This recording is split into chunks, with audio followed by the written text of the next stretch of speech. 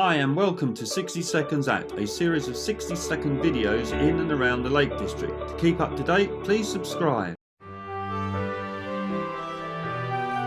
Known locally as Ninekirks, St Ninians stands in a field above a bend in the River Eamont, approximately 1 mile down the track from the car park on the A66.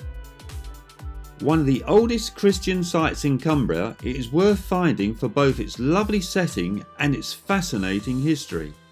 The church is built of local red sandstone and was founded in the Norman period.